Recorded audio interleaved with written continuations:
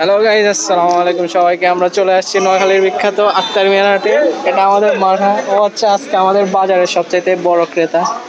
ও আজকে মোলামুলি করে আমার জন্য গরু কিনবে। আমার ভাতিজা গরু দেখে অনেক খুশি, কিন্তু রাস্তা ভাঙার কারণে সে এই আক্তার মিয়ার হাটের নাম দিয়েছে ডেঞ্জার মিয়ার হাট। দেখতে পাচ্ছেন এখানে প্রচণ্ড পরিমাণ গরু রয়েছে, অনেকে এই হাটের সম্পর্কে না জানার কারণে।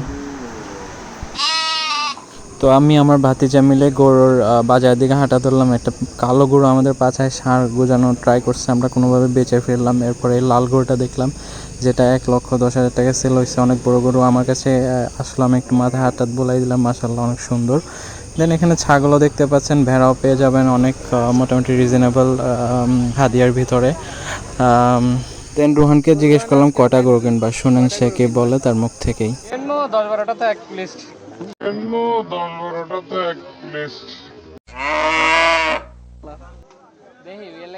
বললাম ওয়াও।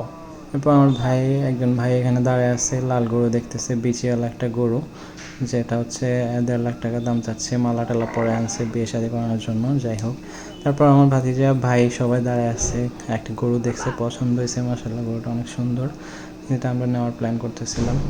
এরপর যাই হোক, গরু টরু সবার কেনা হইলো। মোটামুটি আমাদের গ্রাম থেকে 10টার মতো গরু কেনা হয়েছে। এরপর আমাদের গরুটা কুত্তার ট্রলির ভিতরে উঠাচ্ছে, কুত্তার ট্রাক যেটাকে বলে, হ্যান্ড ট্রলি। তো এরপর যেটা রওনা হয়েছে আস্তে আস্তে করে। আর রোহান এদিক দিয়ে হাঁটতেছে, টেনশনে আছে গরু পৌঁছায় নাকি। ও চিন্তা করতেছে গরু পিঠে করে বাড়িতে চলে যাবে।